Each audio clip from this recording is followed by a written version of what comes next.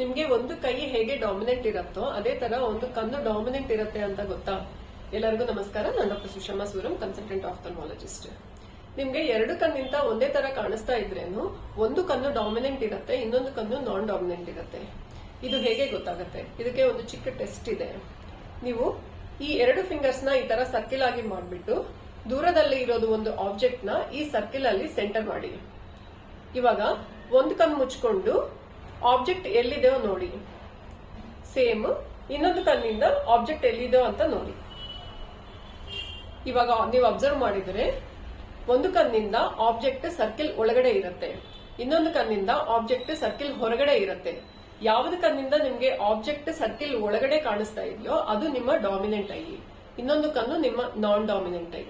Usual ಆಗಿ dominant ಕಣ್ಣಿಂದ ನಿಮ್ಗೆ ದೂರದು ಚೆನ್ನಾಗಿ ಕಾಣಿಸುತ್ತೆ, ನಾನ್ ಡಾಮಿನೆಂಟ್ ಕಣ್ಣಿಂದ ಹತ್ತಿರದು ಚೆನ್ನಾಗಿ ಕಾಣಿಸುತ್ತೆ. ಇದು ಏನಕ್ಕೆ ಇಂಪಾರ್ಟೆಂಟ್ ಅಂದ್ರೆ ಯೂಶುವಲ್ ಆಗಿ ಆರ್ಚರಿ, ಶೂಟಿಂಗ್, ಫೋಟೋಗ್ರಫಿ ಮಾಡುವಾಗ ನಾವು ಡಾಮಿನೆಂಟ್ ಐನ ಯೂಸ್ ಮಾಡ್ತೀವಿ.